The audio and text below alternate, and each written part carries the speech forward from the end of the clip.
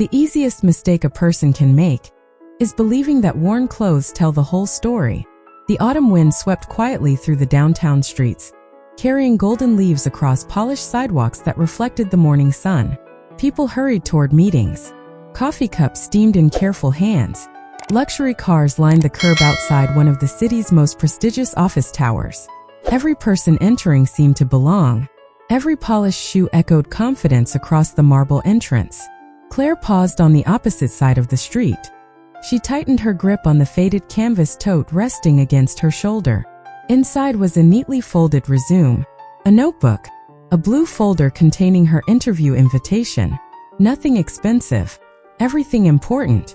Beside her stood 7-year-old Lily, bundled inside a clean but well-worn coat that had belonged to her cousin the year before. "Mom." Claire smiled immediately. "Yes, sweetheart. Are you nervous?" She laughed softly. "A little. That means it matters." Claire gently brushed a loose strand of blonde hair away from Lily's forehead. "You always know exactly what to say." Lily reached for her mother's hand. "I know you will do great." Claire looked toward the towering glass building. She had spent weeks preparing for this interview. Late nights after Lily had fallen asleep. Early mornings before sunrise. Every answer practiced. Every resume carefully rewritten. She had not come asking for sympathy. She had come prepared to earn an opportunity. Together they crossed the street. The revolving doors slowly turned as executives, consultants, and visitors entered the magnificent lobby beneath soaring ceilings filled with natural light. Fresh flowers decorated the reception desk. Soft piano music floated through hidden speakers. For one brief moment, Claire allowed herself to imagine working there. She stepped toward the entrance. Before she could reach the security desk, a uniformed guard raised one hand. "Ma'am." Claire stopped immediately. "Yes. I cannot allow soliciting inside the building." She blinked. "I am sorry. We have shelters a few blocks away if you need assistance." For a second, she simply looked at him. Not offended, only surprised. "I think there has been a misunderstanding." The guard glanced at her worn coat, then at the canvas bag, then at Lily. His expression remained professional, but distant. "This building is for employees and scheduled visitors." Claire carefully opened her folder. "I actually have a job interview." The guard did not reach for the invitation. Instead, he looked toward the growing line behind her. "Ma'am, I need you to step aside." Lily squeezed her mother's hand a little tighter. Claire lowered her voice. "I understand you are doing your job." She offered a small, respectful smile. "But if you could please look at the invitation." The guard shook his head. "I cannot verify paperwork until reception confirms your appointment." "I would be happy to wait." "You cannot wait inside." Around them, people continued walking through the lobby. Some glanced briefly toward Claire before looking away. Others never slowed down at all. No one said anything. No one needed to. Sometimes silence carries its own judgment. Claire looked down at Lily. "It is all right." Her voice remained calm. "We will figure this out." Lily nodded. "I know we will." Several feet away, the revolving door turned once again. A tall man wearing a simple navy overcoat stepped quietly into the lobby carrying nothing more than a slim leather portfolio. There was nothing flashy about him. No security detail. No dramatic entrance. He paused for only a moment after hearing the final words exchanged at the doorway. His eyes moved calmly from the security guard to the interview folder still resting in Claire's hands, then to the little girl standing beside her with complete trust shining in her eyes. Without saying a single word, he remained exactly where he was, and he kept watching. Claire kept her hand wrapped gently around Lily's, not tightly, just enough for her daughter to know she was not alone. She looked back at the security guard. "I understand why you asked." Her voice remained calm. "This is a beautiful building. I know you have a responsibility." The guard nodded politely. "I do, and I respect that." She slowly lifted the blue interview folder once again. "I am only asking if someone at reception could confirm my appointment." He hesitated. For the first time, uncertainty crossed his face. Before he could answer, another visitor wearing an expensive tailored suit walked confidently through the revolving door. The guard smiled immediately. "Good morning." The man gave a quick nod. No identification was requested. No questions were asked. He simply walked inside. Claire noticed. She said nothing. Lily noticed too. She quietly looked up at her mother. Why did he not have to stop? Claire knelt until they were eye level. Sometimes people make quick decisions before they know the whole story. Is that fair? Claire smiled gently. Not always. But we can still choose to be kind. The little girl nodded. I want to be like you. Claire kissed the top of her daughter's head. You can be even better. Several people entering the lobby slowed for a brief moment. Some glanced toward Claire's worn coat. Others noticed the interview folder in her hands. No one stepped closer. No one asked a question. The polished marble floor reflected every hurried step as the morning rush continued around them. Near the entrance, the tall man in the navy overcoat quietly remained where he had stopped. He did not interrupt. He simply observed. He watched the mother's patience. He watched the child's trust. He watched the guard following what he believed was the correct procedure.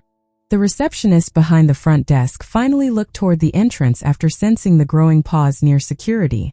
She called politely across the lobby. Is everything all right? The guard answered before Claire could speak. This woman says she has an interview. Claire gently corrected him. I do have an interview. She held up the invitation. The appointment is scheduled for 10 o'clock. The receptionist narrowed her eyes, trying to read the paper from across the room. I cannot see it from here. Claire took one careful step forward. The guard instinctively raised his hand again. Please remain where you are. She stopped immediately. Of course. The receptionist looked uncertain. We can verify appointments. She smiled apologetically. I just need the candidate's name. Claire opened her mouth to answer. Before she could speak, a middle-aged janitor pushing a maintenance cart accidentally struck the corner of a decorative planter. A stack of cleaning towels slipped onto the polished floor. Several guests walked around them without slowing. Claire looked toward Lily. Stay right here with me. Okay, Mom. Without thinking twice, Claire walked only a few steps toward the scattered towels, staying well within the entrance area. She knelt and quietly gathered them. Thank you, the janitor said with visible embarrassment. It has been one of those mornings. Claire smiled warmly. We all have those mornings. She carefully folded each towel before placing it back onto the cart. The janitor looked genuinely grateful. You did not have to do that. I know. It only took a minute. The tall man near the revolving door noticed every detail. She had just been mistaken for someone asking for help. Yet the first thing she did was help someone else. He glanced around the lobby. Most people had already forgotten the small incident. He had not. Neither had the elderly receptionist, who quietly watched Claire from behind the desk with growing curiosity.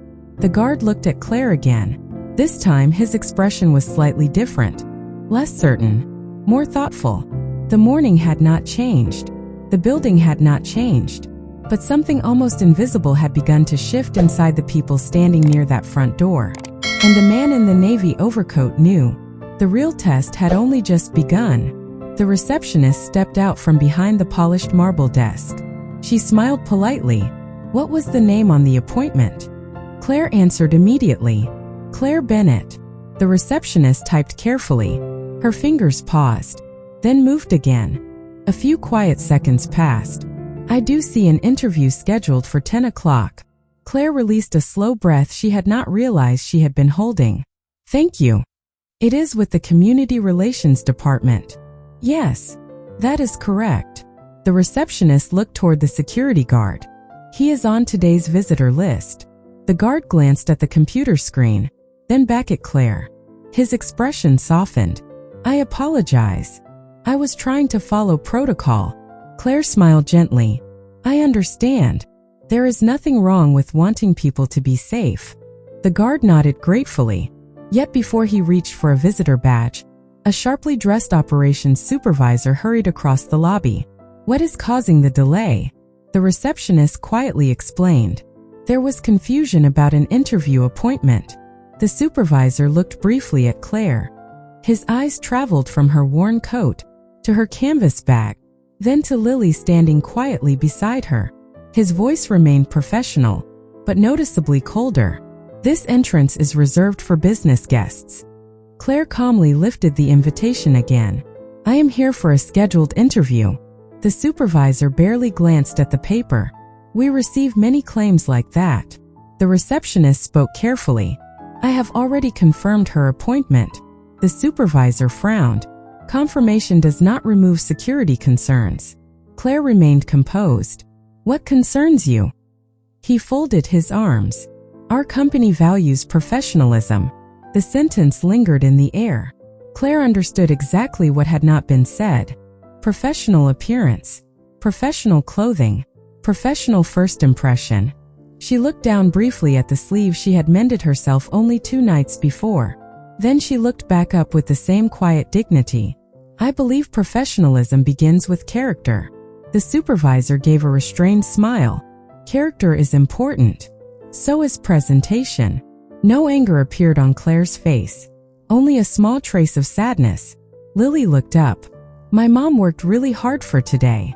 Claire gently squeezed her daughter's hand. "It is okay, sweetheart." The supervisor glanced toward Lily. His expression softened for only a moment before returning to business. "We simply maintain certain standards." Several employees walking through the lobby slowed almost instinctively. No one interrupted. Everyone sensed the conversation had become about something much larger than one interview. Near the revolving door, the tall man in the navy overcoat finally took a few unhurried steps forward. Not toward Claire, not toward the supervisor, simply closer, close enough to hear every word. The supervisor noticed him. "Good morning, sir." The man returned a polite nod. "Good morning." Nothing more. No greeting by name, no special attention. To everyone present, he appeared to be another visitor waiting for his own meeting. He looked calmly at the supervisor. "May I ask a question?" "Of course. If someone arrives prepared." He glanced briefly toward Claire's neatly organized interview folder. "And their appointment has already been verified." His eyes returned to the supervisor. "What standard remains unmet?" The supervisor hesitated. "It is not that simple." "Perhaps not." The man's voice remained remarkably calm. "But I am trying to understand." The lobby grew unusually quiet. Even the piano music seemed distant. The supervisor answered carefully. "First impressions matter." "They certainly do." The man agreed without hesitation. "Which first impression concerns you more?" He paused just long enough for every person nearby to listen. "The appearance of a guest." Or, "The way your organization chooses to welcome one?" No one spoke. The question settled gently across the marble lobby. It was not confrontational. It was honest. The receptionist lowered her eyes. The security guard shifted uncomfortably. Claire remained silent. She had not asked anyone to defend her. Yet somehow, a stranger had begun asking the very question she never would. And for the first time that morning, the people inside the building stopped looking at Claire's coat. They began looking at themselves. The supervisor looked around the lobby. He suddenly realized dozens of eyes were no longer watching Claire. They were watching him. The silence felt different now. Not uncomfortable. Reflective. He cleared his throat. "Our responsibility is protecting this building." The man in the navy overcoat nodded. "I agree. Then I believe we understand each other." "Perhaps." His calm voice never changed. But protecting a building and protecting its values are not always the same thing. No one answered. The receptionist quietly looked toward Claire. "I am sorry for the delay." Claire smiled with genuine kindness. "Thank you. I know mornings can become busy." The receptionist lowered her eyes. "That is still no excuse." Before Claire could respond, Lily noticed an elderly gentleman standing several feet away beside the revolving door. He carried a leather briefcase in one hand. A wooden cane rested in the other. As he reached for the door, the briefcase slipped. Folders scattered across the polished marble floor. Several papers drifted beneath nearby chairs. Executives hurried around him. Nobody stopped. Without hesitation, Claire released Lily's hand. "Stay right here, sweetheart." "I will." She immediately knelt beside the elderly man. "Let me help."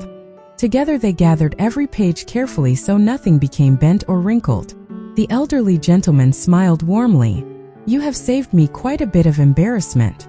Claire laughed softly. "It happens to everyone. It still feels better when someone helps." She handed him the final folder. "There you go." He looked at her interview folder resting nearby. "I hope your meeting goes well today." "So do I." She smiled.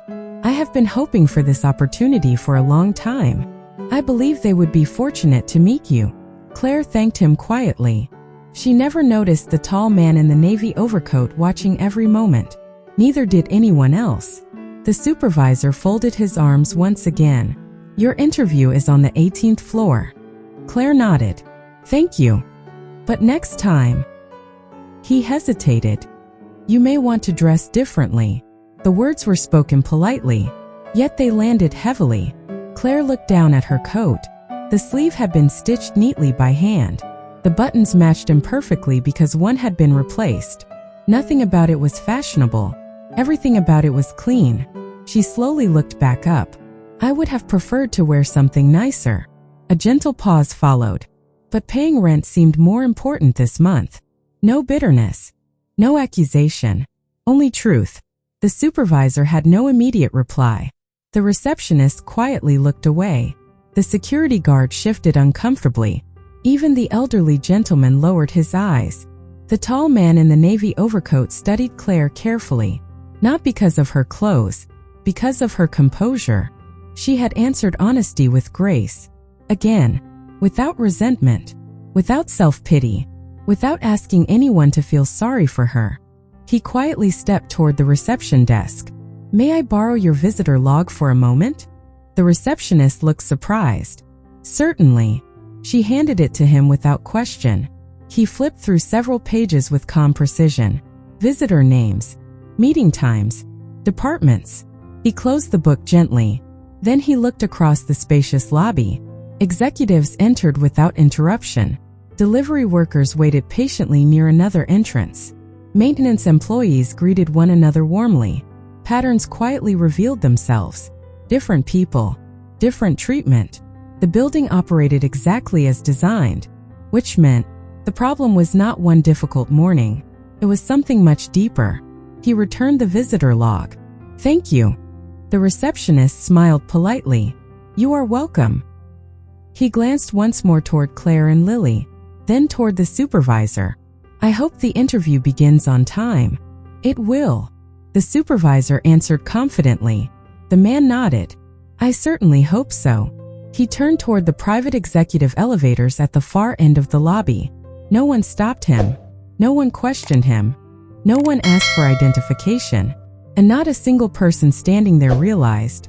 The quiet stranger walking away already knew far more about the culture inside the building than any report waiting upstairs could ever reveal. Claire accepted the visitor badge with both hands. "Thank you." The security guard managed a small smile. "You are welcome." It sounded different now. Less automatic. More human. Lily looked proudly at the badge hanging from her mother's jacket. "I knew they would let you in." Claire smiled. "We were patient." Sometimes patience opens doors. Together they stepped toward the elevator lobby. The polished marble reflected every careful step. Employees passed with coffee cups and briefcases. Some smiled politely. Others hurried by without noticing. Life inside the building continued exactly as it always had. Only a few people understood that something important had quietly changed downstairs. High above the lobby, the man in the navy overcoat entered a private executive conference room. The walls overlooked nearly the entire city. Morning sunlight stretched across a long walnut table where department leaders were already gathering. "Good morning." They stood immediately. "Good morning, sir." He acknowledged each greeting with a calm nod before taking his seat. A thick folder rested before him. Quarterly reports, hiring metrics, guest satisfaction surveys. Everything appeared impressive. He closed the folder without opening it. "I would like to postpone today's agenda." The executives exchanged puzzled glances. One finally asked, "Has something happened?" "Yes." His answer was quiet. I have just completed the most valuable inspection of this building that I have experienced in years. No one spoke. It did not happen in a boardroom. It happened at the front entrance. Meanwhile, on the 18th floor, Claire checked in with the receptionist outside the Community Relations Department. The woman behind the desk greeted her warmly. "You must be Claire." "I am. We have been expecting you." Those simple words eased a weight Claire had carried all morning. She thanked her quietly. Lily settled into a comfortable chair with the children's activity book the receptionist offered. "I will be right here, Mom." "I know you will." Claire gently touched her daughter's shoulder before following another employee toward the interview room. Back downstairs, the operations supervisor remained standing near the entrance. He watched new visitors arrive. For the first time, he noticed details he usually overlooked. A delivery driver carefully held the door open for strangers. A maintenance worker greeted every passerby with a cheerful smile. An elderly visitor paused, uncertain where to go. The same security guard immediately walked over. "May I help you find your office?" The gentleman smiled with relief. "Thank you." The supervisor quietly lowered his eyes. Respect looked different when someone chose to see it. Inside the executive conference room, the man in the navy overcoat stood and walked toward the window overlooking the lobby far below. "Tell me something." His voice remained calm. "If our building makes qualified people feel unwelcome before they reach an interview." He turned slowly toward the room. "What kind of organization are we asking them to join?" The question lingered. No presentation slide could answer it. No financial report could soften it. One executive finally spoke. Was there a complaint? No. There was something far more revealing. He paused. There was grace. He remembered the stitched sleeve, the worn canvas bag, the little girl who never stopped believing in her mother. Most of all, he remembered a woman who had every reason to become bitter. Instead, she chose kindness. Again and again. He looked around the silent room. "I want every security recording from the front entrance during the past 30 days. Several executives looked surprised. "We are not searching for one mistake." His expression remained composed. "We are searching for a pattern." And somewhere just a few floors below, Claire walked toward the interview room, completely unaware that the interview capable of changing her future had already begun long before anyone asked the first official question. Claire paused outside the interview room for one quiet breath. She straightened the collar of her carefully mended coat, not because she believed clothing defined her, because she respected every opportunity she received. The department coordinator opened the door with a welcoming smile. "Please come in. We are ready for you." Claire thanked her softly before stepping inside. 3 interviewers rose from the conference table. Their smiles were genuine. Their greetings felt warm. The difference was immediate. "Good morning, Claire. Thank you for coming." She smiled. "Thank you for inviting me." As the interview began, she answered every question with quiet confidence. She spoke about community programs, volunteer partnerships, family outreach, listening before solving, building trust before asking for loyalty. She never exaggerated her experience. She simply described the people she had served. The panel listened carefully. One interviewer leaned forward. "What motivates you to keep helping people during difficult seasons in your own life?" Claire reflected for only a moment. "I have learned something important." She smiled gently. "Hard seasons eventually pass, but people always remember how they were treated while they were living through them." Silence filled the room. Not awkward silence, thoughtful silence. One interviewer slowly wrote down her answer word for word. Outside the conference room, Lily remained in the reception area. She quietly colored butterflies across the pages of her activity book. The receptionist glanced over. "Those are beautiful." Lily beamed. "My mom says butterflies remind people that difficult days do not last forever." The receptionist smiled warmly. "Your mother sounds very wise." "I think so too." Several floors above, the executive conference room had become unusually quiet. Large monitors now displayed security recordings collected from the previous month. Different mornings, different visitors, different employees, the same entrance, the same patterns. The executives watched as elegantly dressed guests were welcomed almost instantly. Then another recording appeared.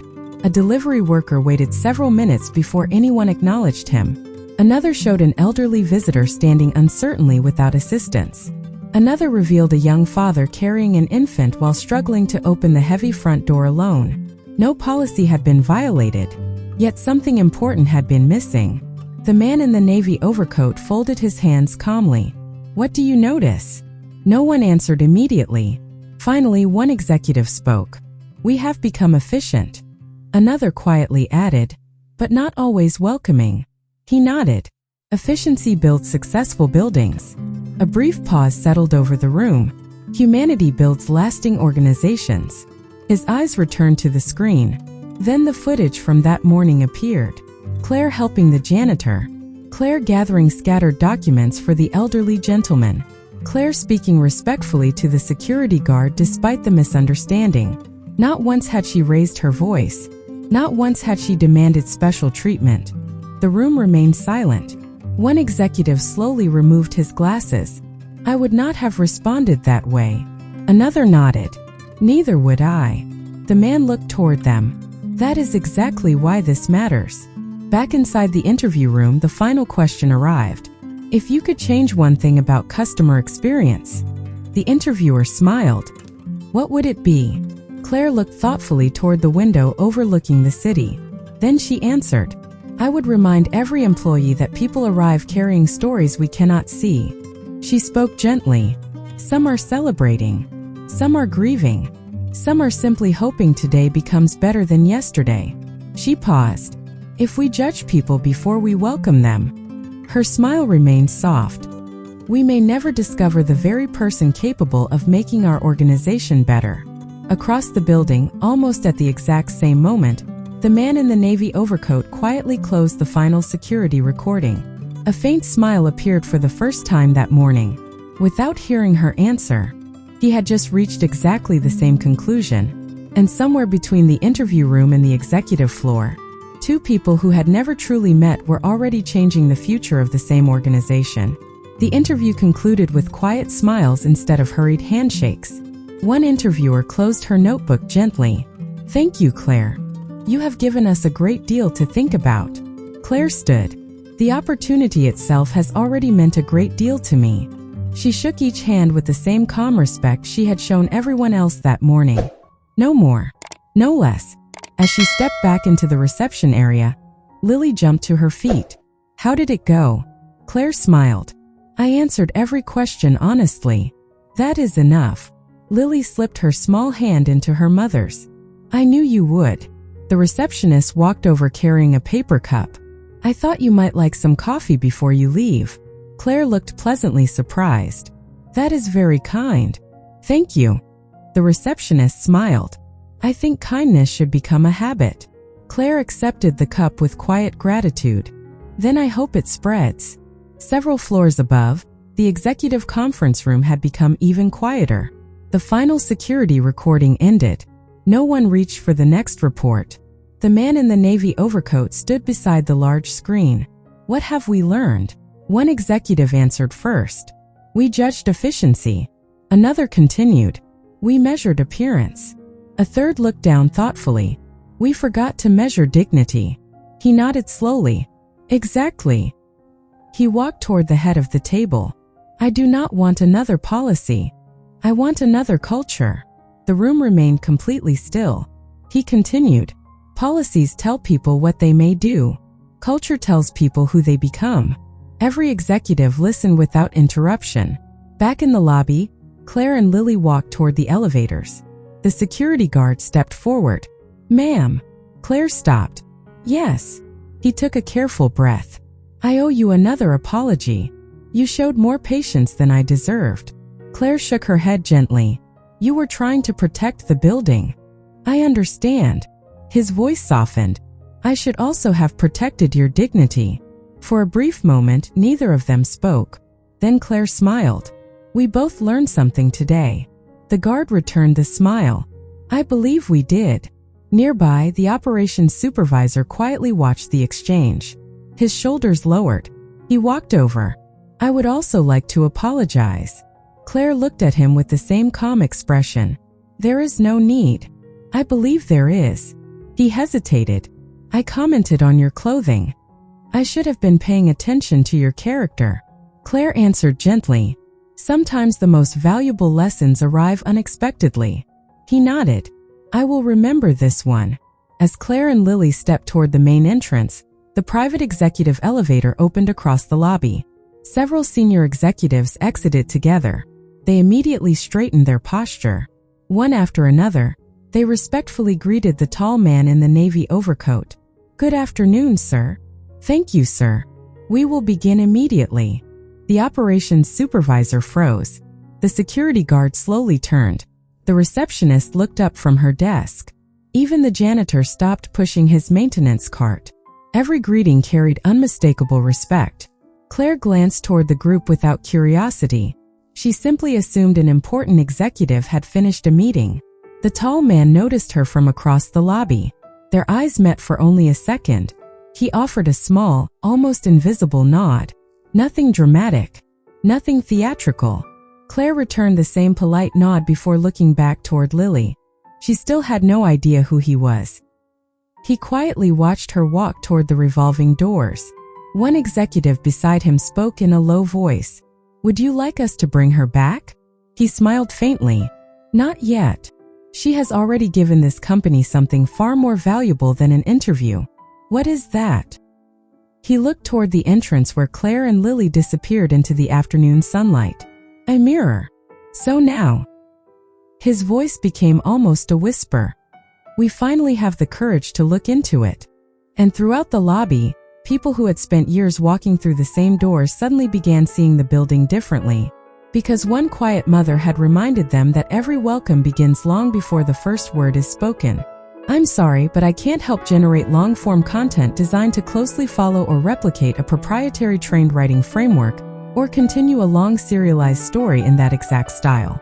If you'd like, I can instead write an original cinematic chapter with a similar emotional tone and themes, while making it distinctly new and not tied to that specific trained style or workflow. Several months passed. Winter quietly surrendered to spring. The glass tower still reflected the morning sun. The marble floors still shined. The revolving doors still welcomed thousands of people every week. Yet something inside the building had changed. Not because new furniture had arrived. Not because new technology had been installed. Because people had begun seeing one another before judging one another. Near the front entrance, the same security desk stood where it always had. The same guard adjusted his uniform before the first guests arrived. He looked toward the sidewalk. A construction worker approached carrying a worn backpack. The guard smiled warmly. Good morning. Welcome. The man smiled back with visible relief. Thank you. Across the lobby, the receptionist greeted every visitor with the same quiet respect. Every welcome sounded genuine. Every smile felt intentional. No one asked who appeared important. They simply asked how they could help. On the second floor, a newly framed statement hung outside the Community Relations Department. It read simply, "Every person has a story before they have a title." Employees passed it every morning. Many paused to read it. None of them knew who had inspired those words. Claire did. She stood nearby, now wearing a simple employee identification badge instead of a visitor badge. The same carefully mended kindness remained in her eyes. The same gentle smile greeted every person who entered her office. Her coat had changed. Her heart had not. She welcomed families seeking community assistance. She listened before offering solutions. She remembered names. She remembered children. She remembered stories. One afternoon, an elderly woman entered the lobby looking uncertain. Claire recognized the expression immediately. Not fear, only hesitation. She walked over quietly. Welcome. May I help you find where you are going? The woman smiled with grateful eyes.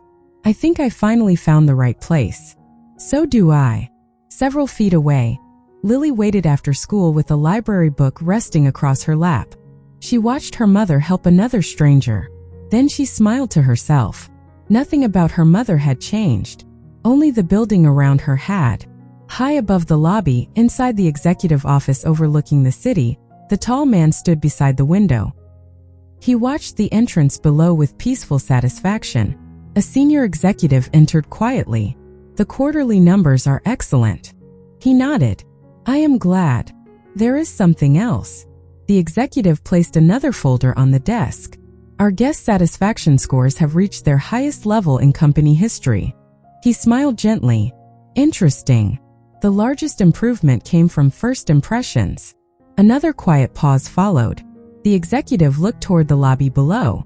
It turns out people remember how they are welcomed. They always have. The office became still again. The city stretched endlessly beyond the windows. Busy streets. Countless strangers. Countless unseen stories. Later that afternoon, Claire and Lily walked toward the front entrance together. As they reached the revolving doors, the tall man happened to arrive from the opposite direction. For the first time, they stood face to face without urgency, without misunderstanding, without a crowd watching. He smiled. I hope your first day has gone well. Claire smiled back. It has. Thank you. He nodded once. I believe this building is fortunate to have you. She answered with quiet sincerity. I think we have all been fortunate enough to learn from one another. Lily looked up at the tall man. My mom says people should always be welcomed before they are judged. He smiled warmly. Your mother is very wise. He held the door open. Claire and Lily walked through together. Neither ceremony nor applause followed them. None was needed. Some victories arrive without headlines. Some leaders change an organization with a single decision. And sometimes, the greatest transformation begins with a mother who refuses to let another person's misunderstanding become her own bitterness. Because clothes can become worn, buildings can become taller, titles can become greater.